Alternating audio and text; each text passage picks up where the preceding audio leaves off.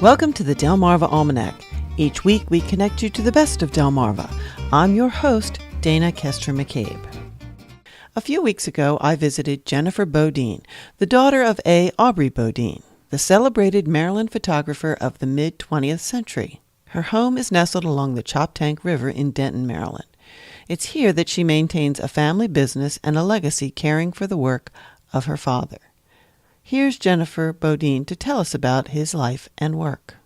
My father was the late Aubrey Bodine. He was a world-famous photographer from Baltimore. He was a photographer for the Baltimore Sunday Sun. He was a feature photographer. He exhibited his work all over the world, and the pictures that he put out on exhibition were assignment shots, pictures that he took while he was on assignment. I would say about 1/3 of his pictures are maritime, and that would be the Chesapeake Bay and all of the tributaries. I remember as a kid that he spent a lot, we would refer to it as Pop-Pop's going to the country. He'd go away for several days, and he would be either going to Western Maryland or the Eastern Shore. Just looking at his photography, so much of it is from the Eastern Shore. He was a big fan of the watermen in particular and enjoyed going out on boats with them and talking to them and learning about the community. He was fearless.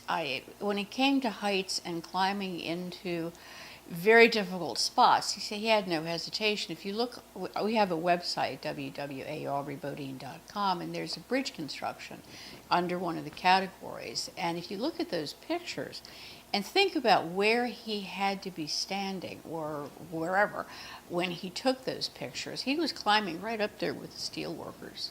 For a man who could not swim. Yeah. So if he had gone over the side at any number of times, and again, if you look at these pictures and think of, in particular, the maritime pictures, in fact, his most famous Choptank oyster dredgers was taken during a nor'easter, and he was out on the skipjack with a large format 5x7 camera, balancing himself while everything is whipping around, taking a picture, and out of that he turned out to be his most world famous picture. He went to work at the Sun when he was 14. He came from a poor family. Went to work at 14, and there's a book by Malcolm Gladwell called The Outliers, and it talks about what makes people great at what they do. And one of the things is luck. And while it wasn't particularly lucky that he was from a poor family or that he had to quit school at 14, but he went to work at the Sun and was physically located on the same floor with the photography department. And the proximity. These were photographers, we're talking about the 20s, photographers that just had to do it. It wasn't to them art, it was just a job. Back then, the photographs were made with glass plates, and you needed an assistant. You needed somebody to carry stuff. I mean, and he was the carry guy. He was a good friend of H.L. Mencken. Mencken was 25 years older than he, so it was more of a father-son type thing. And Mencken was on the board of directors, and Mencken was a strong believer that the artist, the writer, owns the material.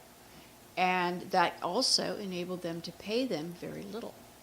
Because, hey, you're getting the side money. If we had lived on the Sun salary, we would have lived in public housing. But he had the side work.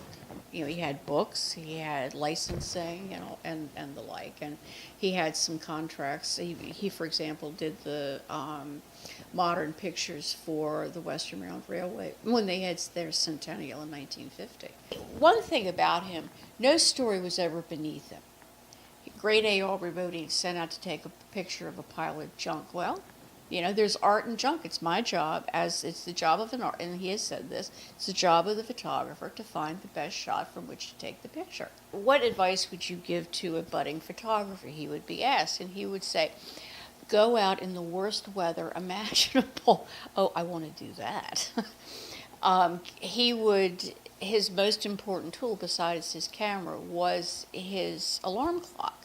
And he would get up at 3:34 in the morning to go meet people in duck lines. No weather, to him, no snowstorm should be wasted. One time he took me out to take pictures of snow. And I mean snow. I'm holding light equipment straight up to the sky. Snow is pouring down my neck. I'm crying. He doesn't care. We're out there for like an hour and a half. I am soaking wet. I mean, the man's just in his glory. Just as somebody described his work, his negatives were the score and the prints were the symphony. I think that really very aptly describes his work, because he was a master of the darkroom. He won the honorary fellowship for the National Press Photographers Association, and he'd also bagged the honorary fellowship of the Photographic Society of America, two major photography organizations in the mid-20th century. And he won the top award from both. The first two have done that. And he had a solo exhibition also in '65 in one-man exhibition in Russia. Anyway, Bodine's stuff traveled on a circuit through the Soviet Union. And he was the first in 1965 to be the first solo exhibitor in the Soviet Union since the revolution, back to 1917. I'd read Ansel Adams had the first solo, but that was '72. You know, documentation on Bodine's was '65. I am the keeper of the flame, and if I don't do it, nobody else will. I mean, I am now his only spokesman. I hope he doesn't mind. Jennifer does this work in Denton, Maryland, but to find out where you can see and purchase her father's iconic photography, visit aubreybodine.com. There you can read a biography of Bodine and order prints, books, and cards with his photography. Well, that's all for this edition of the Delmarva Almanac. Be sure to follow us on Facebook or Twitter, and next week join us to learn more about our local culture and get connected to our natural wonders.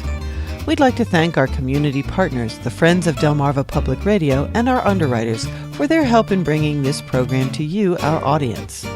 If you'd like to become an underwriter for this program, visit delmarvaalmanac.com/support. Our theme music was provided by Brightside Studio. This show has been a Moonshell production. Thanks for listening.